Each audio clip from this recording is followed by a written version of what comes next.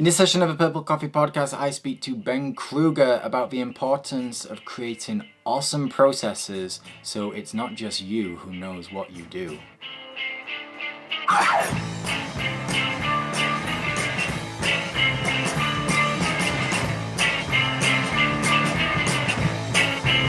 Hello and welcome to session 41 of the Purple Coffee Podcast, inspiring entrepreneurial stories from some of the world's most awesomest. I am your host, Turndog, and on this occasion I speak to Ben Krueger of the Authority Engine, someone who helps turn podcasts into something far more than a podcast, a rip-roaring success indeed. And Ben kindly enough jumped on Skype so we could talk about his great mistake, which, as you probably know by now, is in aid of my book, The Success Mistake.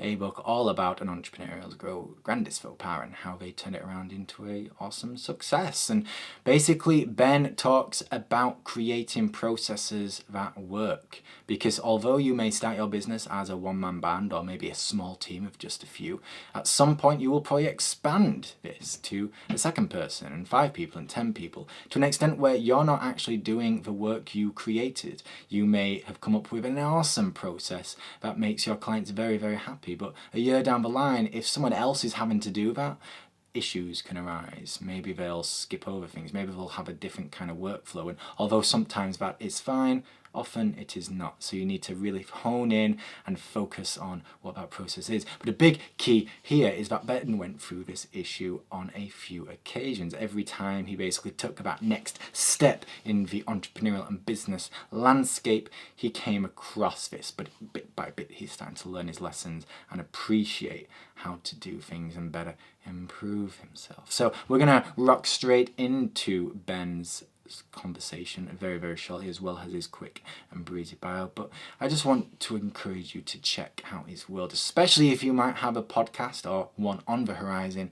He can certainly help you at Authority Engine, whether it's through his services or just his advice. You'll be able to find out all the links to his world at tdog.co/purplecoffee41. That's tdog.co/purplecoffee41. He was also someone who went to Ohio State, which is pretty close to where I used to work in America, up in Columbus, a cool little city. So we have something in common there, and it was great chatting about Ohio to him. But for the most part, he lives around the world now, being a bit of a digital nomad, which makes me rather jealous, and hopefully we'll get to clink coffee cups when he comes to visit England, and if I can persuade him, Yorkshire, because Yorkshire, as you may be able to see if you're watching this, the sun is shining. It happens every now and again. But we'll get straight into this conversation because that is ultimately why you're here. But before we do, I want to just share my short and sweet story-based bio for Ben. So I'm going to do that right now. Yes.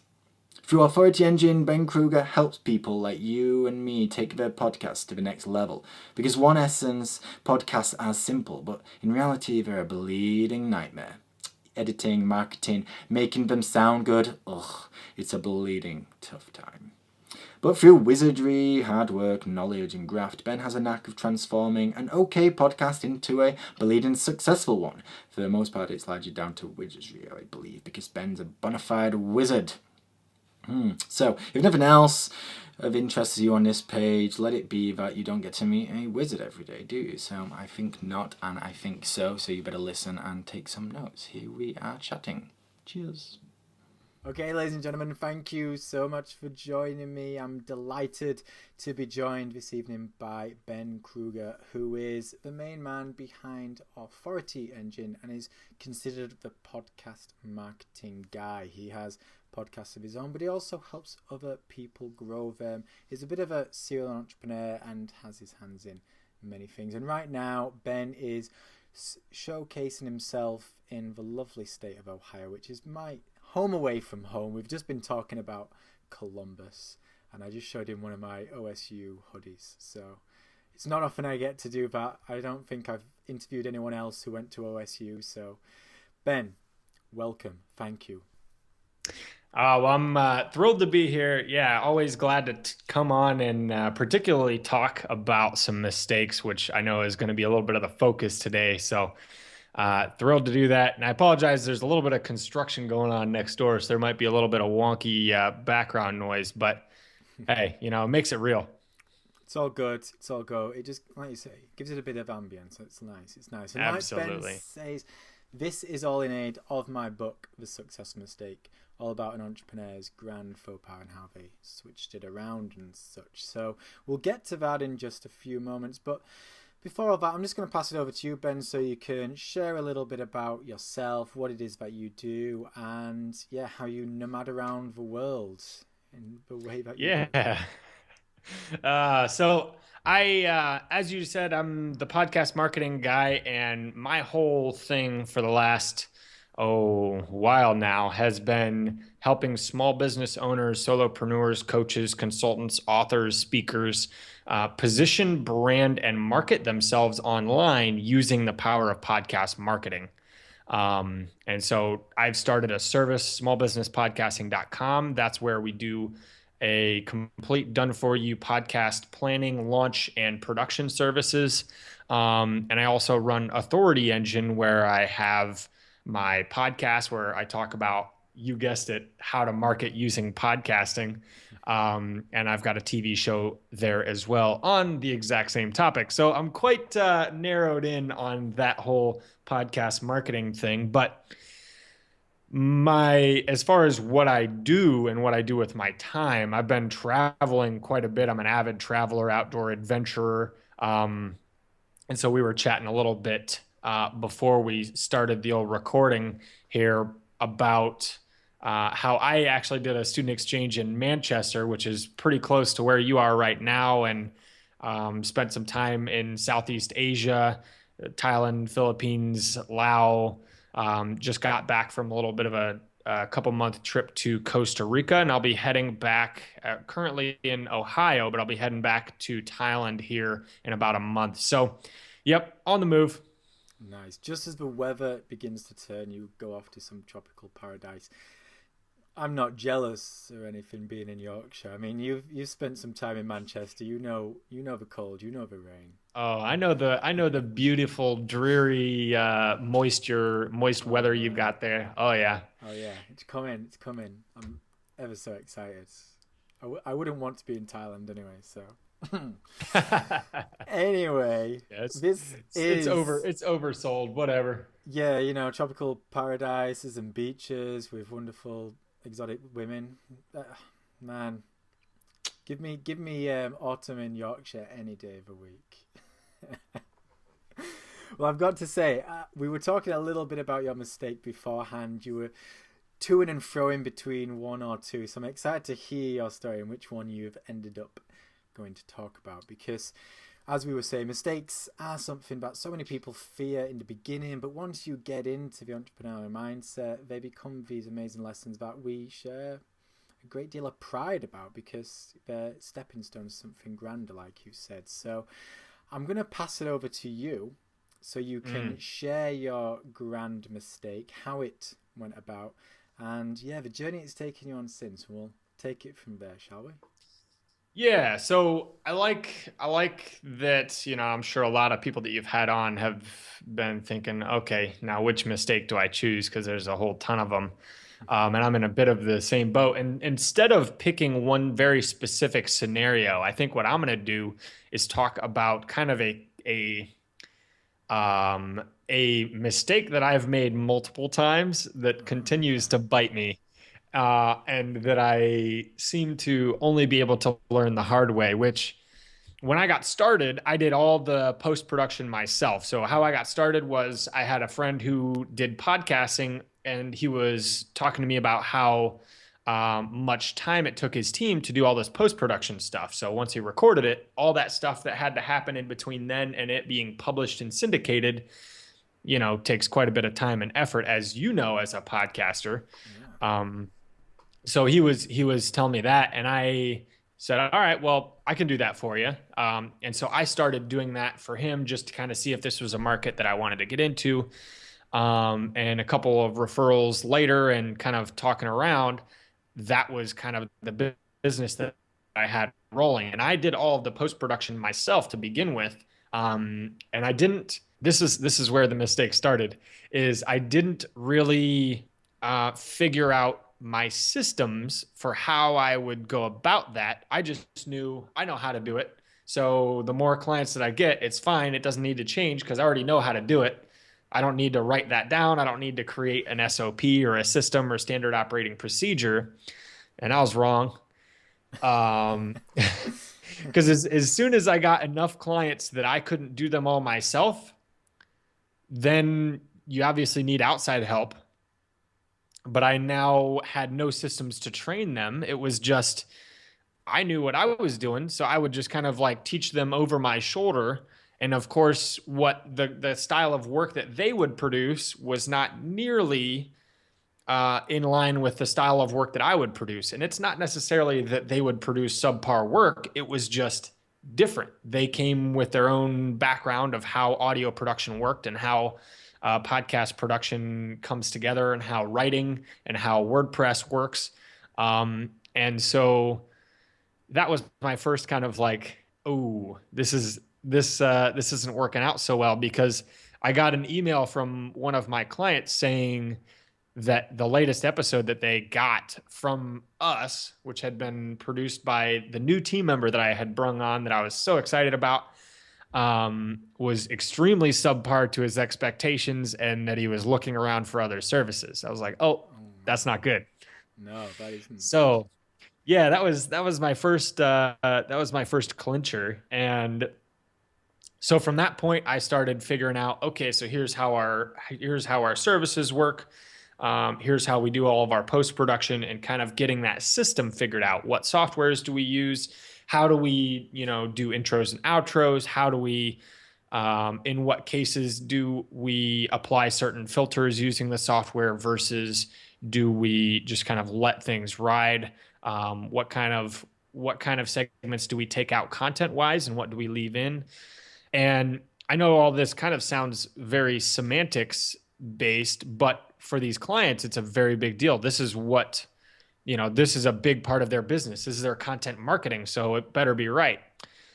Um, so that was kind of the first little bit. And then the next piece came when I started taking on a lot of clients that didn't all fit the same mold. So it started to be a little bit custom over here and a little bit custom over here. And so each client was very different in what we provided for them, even though it was all podcast production. And that is not a scalable process.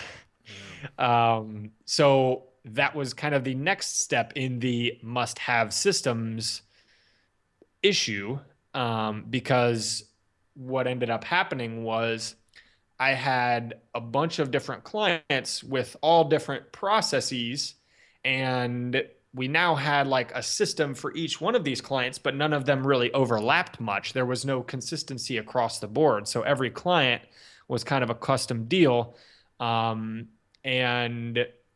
I found that all of my time was spent managing the one person that I had helping me with production and then doing client communication instead of selling and growing the business.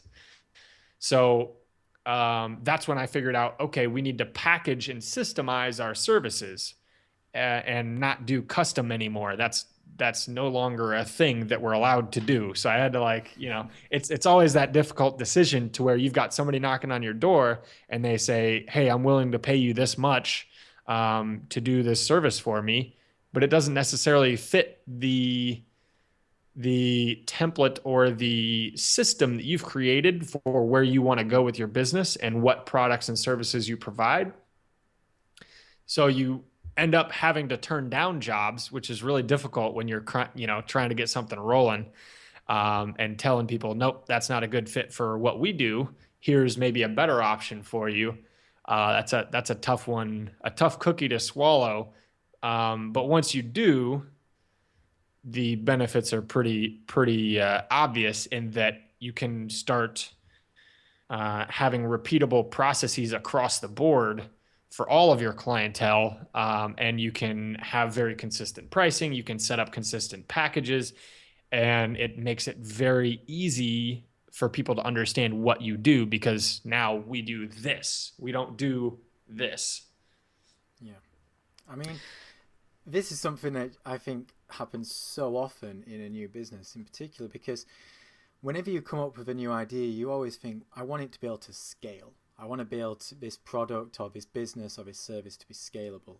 But when you're starting out, it's very difficult to kind of comprehend its scaling because it's fresh, it's new, it's like it's all you're doing it all yourself. You don't even think about what it's going to be like when you have to bring in a second employee and a third and a fifth, because until you actually start making some money, that's just some you know dream in a distant land somewhere. And exactly the same regarding packages for clients. If you don't have any clients, you're like, man, I'd love to package it up and be saying no to people, but I will be saying yes to every single person I can find because I just need some money, any money right now. Mm-hmm. So in the beginning, you kind of want to be able to scale things, but that's pushed to one side because you need to focus on the now and, like you say, get the ball rolling.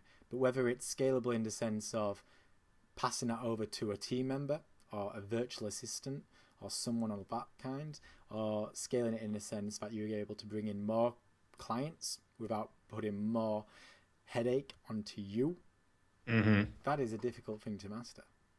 Of course. And I think they're both are necessary. So kind of the direction that I've found works really well now with productized services specifically is the first couple of clients you bring on, they're going to be custom because that's Mm. how you figure out what the client wants. That's how you figure out, okay, they want this, this, and this. They don't want and don't care about these things.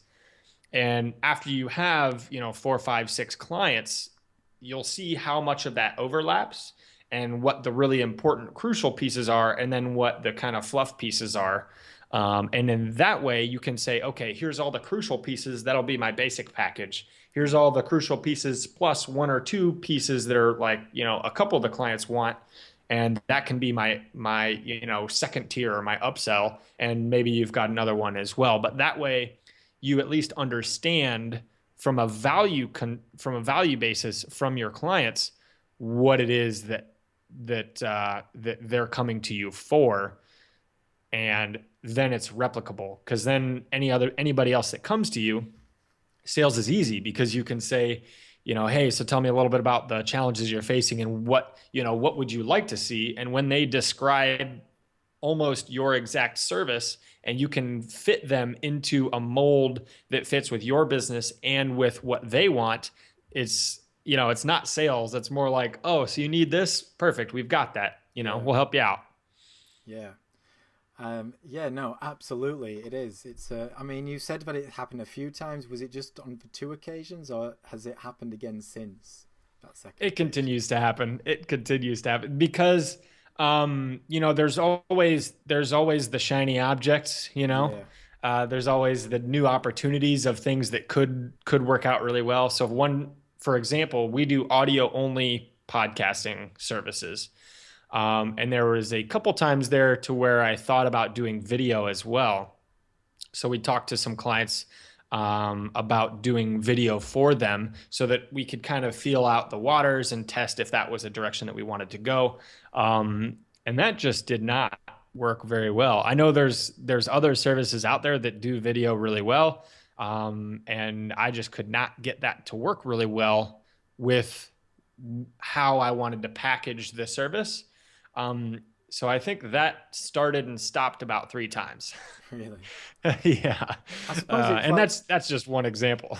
yeah, I suppose it's like you're saying, you're kind of using those early times, whether it's for a new idea, a new business, whatever. You're kind of using it as a bit of a beta launch. You're kind of saying, right, we're going to have 3 or 4 clients. We're going to customize it. Whatever they say goes.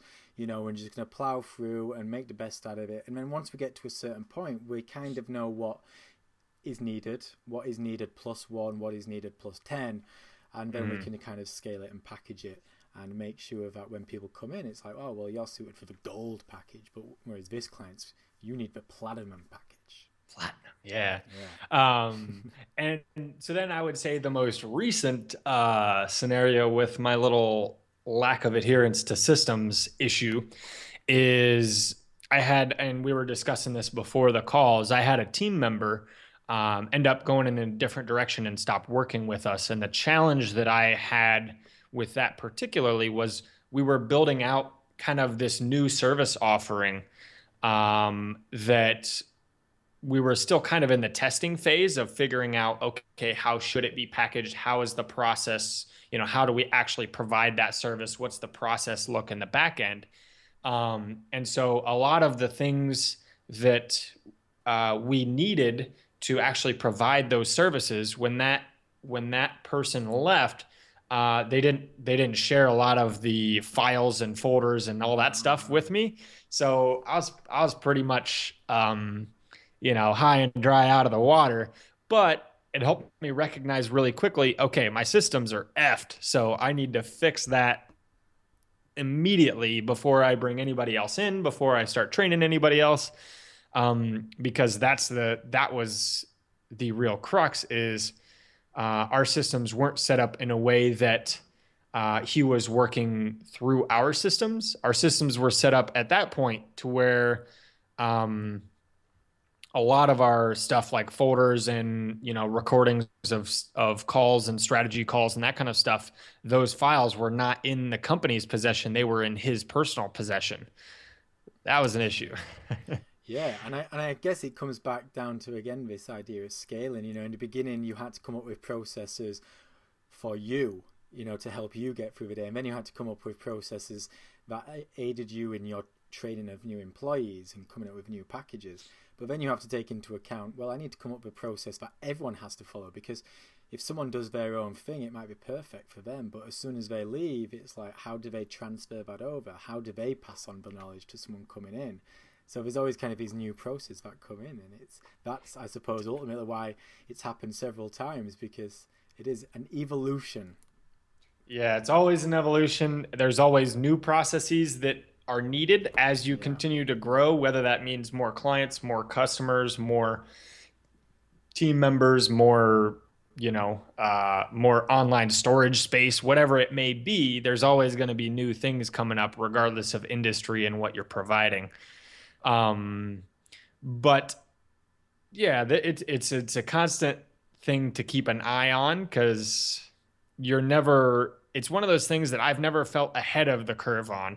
You're always kind of like, at least me personally, I'm always trying to push the boundaries of bringing in more clients and more team members, and then I really learn when these systems aren't working because one of those pieces falls off, and then I have to go back and like patch up the foundation underneath that piece. mm, Whereas now the approach that I'm really trying to take going forward is, let's make sure that the foundation is solid, foundation being all the systems, and that everything is in house and not hosted on somebody's personal computer somewhere, before before we scale this thing anymore. And so the approach that I've generally been trying to really think about and use in my day to day now is, will this work if I have 10,000 clients? Will this work if I've got, and it doesn't have to be that big of a number. It can be 100, it can be 50, for crying out loud. But will this work, whatever this process, system, employee, whatever method that you're trying for something, will this work if I've got enough people that they've all got to match up in some yeah. way? So that way, if you're thinking about, okay, well, maybe for this just once we could do that, you sure can, but it'll probably bite you. Yeah, it'll come back at you at some point. Well, I want to talk about the foundation and how we are approaching things now in a little bit more detail. But first, can you just tell us a little bit about how you actually set up these processes? Because, back in the day, you were doing all the work yourself. You got to an extent where you outgrew your own, personal sort of resources. You had to bring in other folk. You had to create these different resources and processes to help people come into your business and to basically scale what you do. So, can you just tell us how you went about doing that a little? Absolutely. So, what it really comes down to is figuring out what tools will allow you to systemize what you do. So, we are heavy users of Dropbox. We use Dropbox for all of our file sharing with all of our clients and with all of our internal documents. We use, obviously, Gmail is a pretty helpful tool. But we also use things like Google Docs for all of our strategic operating principles and procedures. This is, for each one of our clients, for each one of our editing clients, when they come on board, we immediately write up a SOP or strategic operating process for how we edit that person's episode. And then that gets stored in our Google Docs, so that regardless of who's editing it, there's a step-by-step instructional sheet that says, here's how you do it. Okay. And for this specific client, here's how it's done. Because there's always going to be, for this kind of a service, there's always going to be a little variance, but it should always all be like relatively consistent. Um, so Google Docs is huge. Um, Dropbox is huge for us. And with some of the new processes that we're using that are more project based, that are less, the same thing on repeat, like launching a podcast is much more project based. So for those types of things, we're using a project management tool called Asana.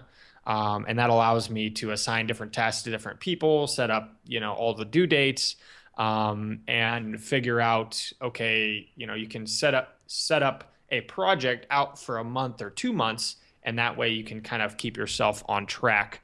And then that overall project, the whole structure of the project is the template. So we create a new project for every one of those clients that we bring on. But now it's a repeatable process that we can use, and we continue to develop and hone it as we go. But the big things that I've noticed is find tools that help you do what you do in as simple a way as possible. Because if you have to go out of your way to use a tool, your team's not gonna, and that will crumble. And then have some form of regular checkup. So every Thursday morning, we do a team call every weekday. None of my team is located where I am. We're all remote, in various locations around the US. But we all have a team call every weekday for usually about 15 minutes, just kind of like hey, here's what's going on in our publishing side. Here's what's going on in our launch side. Anybody having any issues? No? Okay, we're good. But on Thursdays, we always talk systems. So what's not working, what could work better, what's broken, and going forward, what systems do you guys think we will need that we don't right now? Or what can we systemize that we are kind of currently doing in a bit of an ad hoc manner, to kind of help us grow, keeping in mind that will this work for 10,000 clients, kind of a mindset. So we kind of do weekly checkups on all that. And so our SOPs and all of our systems really update every month or 2 months based off of those calls, because there's always something to talk about with systems. Yeah, and I suppose ultimately the tools you use goes through the same process. It needs to be scalable. You have to think, well, yeah, this might be a fantastic tool to use right now, but what happens if we do get 100 employees or 200, or we're starting to get all these clients? Will we still be able to use it now? If not, are we going to be able to transfer, the process within this tool to a bigger tool at some stage? And I suppose that's the value of having, cloud-based tools these days. Your staff can have access to it, your clients can, you can at any point, place in the planet, on your phone, on your laptop, wherever. And usually when it's cloud-based, it's very scalable. Hmm. Yeah, so big fan of cloud-based personally. And the one thing that I do want to say as a caveat, all this applies to scaling something that's already been proven. So if you haven't proven a product or service or something yet, then it's probably going to make sense to do the first couple clients in a very custom way, so you can figure out, how all those Yeah. pieces need to go. Because you don't need systems if it's just three clients. When you need systems is as soon as you want to go more than that, that's when you sit down and be like, all right, so here's where I want to go. Here's the tools I'm going to need to get there. We can map out the process, because otherwise it's pretty ad hoc. Yeah. What do you think the warning signs something like that is? Is it to an extent where you just absolutely mind buzzing around all day, every day? Is that kind of a warning sign of I need to put a system in place, now is the time? Definitely. I mean, if you're bouncing around from project to project and if things slip through the cracks, like if you forget about something in particular, that's a key indicator, if you will. If something happens with, let's say you have some people on your team and something happens with the team that never gets communicated to you, and the client has an issue, and by the time they get to you, they're pretty pissed off about it, that's going to be a big system error. Yeah. And so that's where you need to look at like, okay, so how does our reporting work? Am I encouraging my employees to report these problems to me, or am I scaring the shit out of them that if they come to me with these problems, I'm gonna, wag my finger? How do all those pieces fit together? So the other red flag, really, the big red flags is when chunks start falling off. It's pretty obvious when chunks start falling off. And I suppose, Um, like you said earlier, when a client comes and says, we're looking for someone else because this new episode isn't good enough, that's a bit of a red yeah, flag of, uh that's a oh. real good one. Yeah, that's a real good one. And you every once in a while you'll have difficult clients to work with, people that I mean you could produce the best quality work ever and it just won't ever live up to their standards. Yeah, And that's okay. That's typically when you say, "Yep, it's been nice working for you. Here's somebody else you can go work with because it's not worth your time, it's not worth your yeah, effort. You're never going to be able to appease that person." And the longer that they're there and not happy with what you do, the more they're going to share that with everybody else. yeah. So you might as well, you know, give them all their money back and say, I'm sorry we couldn't work this out. I understand that we did what we could and it just wasn't a good fit for what you needed. Maybe this is a better option for you. And you always kind of give them a direction to go instead of saying like, peace, we don't want to work with you anymore. Yeah. So you always give them a direction, but yeah, you don't have to beat your face off the wall for just any client, even though at the beginning it's very tempting. Cut your losses and run. So it's been an amazing insight. And before we finish up, I just want you to go over a little bit more on how you focus on things now. You talk about you want to try and get these overall foundations, a real systematic stuff in place. And you've got the mindset of now, when I start something new, can it be scalable to the point where we've got, 10,000 Mhm. employees or clients? So what's your mindset now in terms of creating these various processes when new ideas flock your way? Yeah, that is the approach. Yeah, number one is what you just mentioned, that like will this work for 10,000 clients? That takes care of most most issues because it's not like saying, oh, could we do this for a couple clients? Sure, we could squirrel around and make it kind of work for a bunch of people, but if we scaled it to a point that big, nope, this has to be nailed down. Mm. So that's one major one. The other approach that I'm taking to it, instead of before, as I mentioned before, my approach was, let's work on kind of growing and selling and kind of build our systems as we go to make sure that we can handle it. Instead, what I want to do now is test to make sure that it's a viable Yeah. direction to go. So whether that's a new product or service, whether that's um, some form of training or something, and first of all, test whether that's a direction we want to go or not, and then build the foundation and the systems for it in full before starting to actually bring people into that kind of that system, if you will, because that has not been the approach that I've taken previously, and I think it's bit me a few times. So I'm giving this new approach a go, and I'm all about kind of the ready fire aim approach, and that's kind of what I've been doing for starting stuff. Um, but I think for something to go beyond just that initial starting piece, there needs to be the structure there. So that's really what I've been focusing on systems wise. And do you do all this yourself? Do you kind of take it among yourself to kind of create these processes, or do you like to involve other people? Do you hire it out to other sources? How do you go about that? Depends on the system. So for my team, one of the my executive assistant essentially, she helps me do a lot of the systems.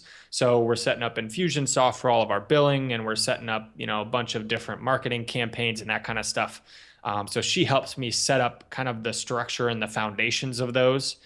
And with the SOPs, pretty much what I do is I have the person who knows that system best create the system and then get feedback from everybody else on the team that uses that system on how that needs to be tweaked or fitted to make it as good as it can be. So for certain systems that I know better than everybody else, I'll create them and then I'll share them with them and I'll say, hey, guys, take a quick look over this. We'll be using this now going forward for X or Z process.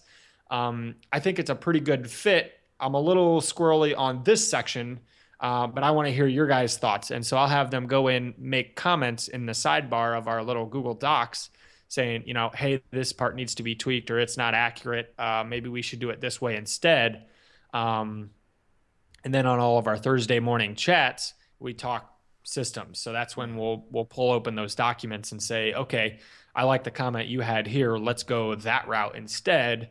And then I'll either do that myself or assign that to somebody who's going to know a little bit better about it. So it's really kind of a individual to start with, and then a collaborative thing. Kind of use an individual, whether it's myself or somebody else who knows it better, to get the format or the outline or the structure, and then get everybody's input to finalize it, because you want your whole team to have ownership of that process. Because if they don't, it's going to be a lot more difficult to have them use it. So if you like slap a process on somebody's desk and say, hey, this is the new process that we're using for TPS reports, and they don't like it, and they have no way to give that feedback or no way to, have their voice heard about it, they're not going to follow it out of spite.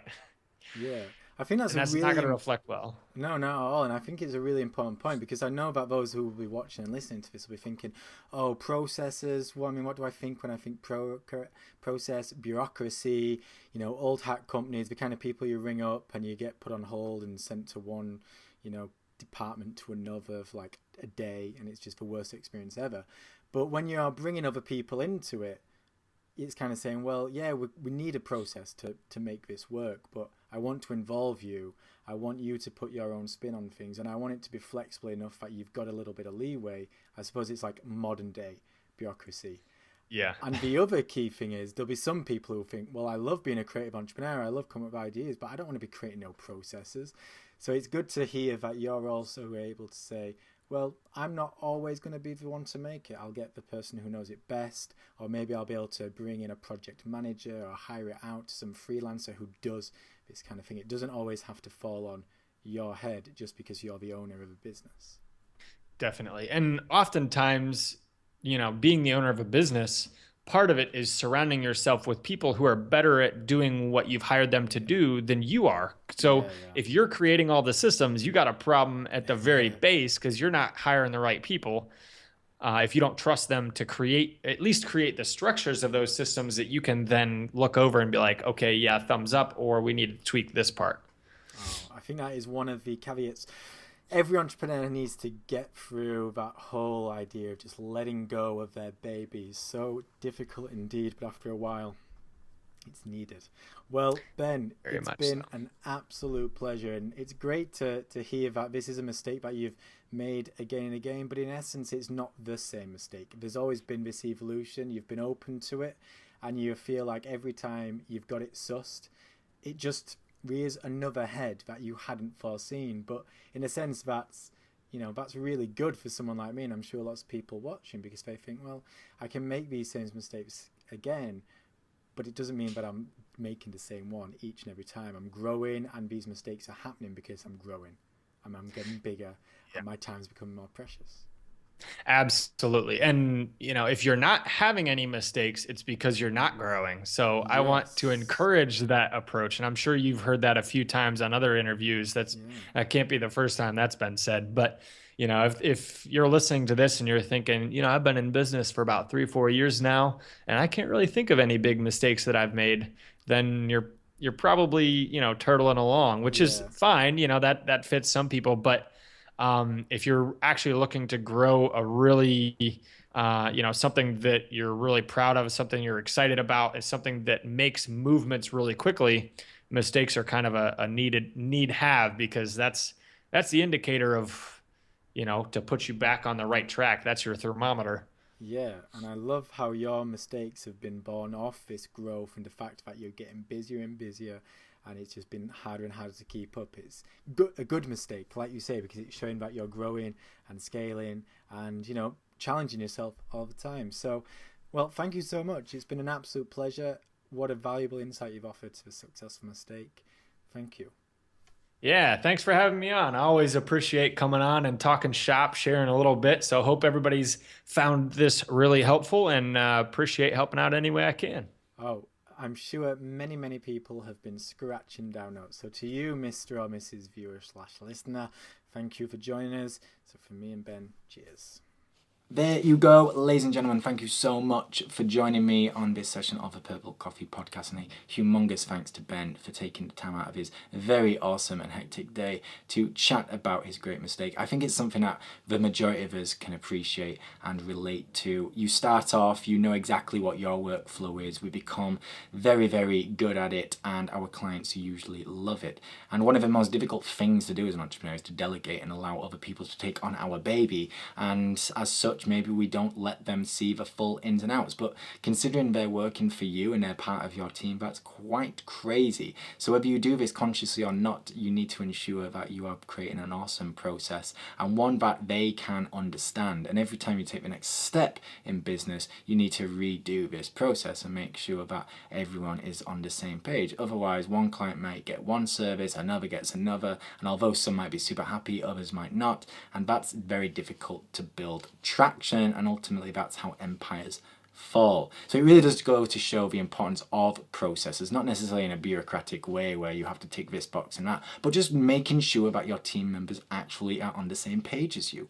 It's pretty difficult to appreciate until it starts going wrong. It's certainly difficult to make sure you do well, and I think Ben, although he still continues to struggle with it from time to time, is in a much better place. So hopefully you've taken a lot from this conversation. I know I have, and as someone who's going to be building a team in the hopefully not too distant future, I'm going to be calling Ben again and saying, dude, can you give me some more tips?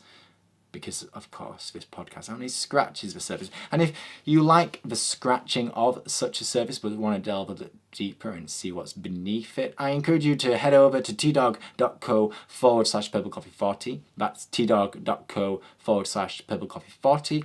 From there, you'll be able to find all about Ben and his world. You'll be able to read his stuff, listen to his podcast. It's an awesome place indeed. If you are a podcaster, you should be checking out regardless, because trust me, he's got some tips for you. And while there, please consider subscribing, rating, and reviewing the Purple Coffee Podcast, maybe on somewhere like iTunes. If you're listening to this on your phone right now, fear not, you can go on it later and do so. I hope you'll consider doing so, because it's amazing what a subscribing, rating, and review can accomplish. Oh my, it is a podcaster's, like mine, bestest of friends. But at the very least, if you know someone who may enjoy this show, please share it with them, either through email, tweet, or Facebook, or however the hell you'd like to.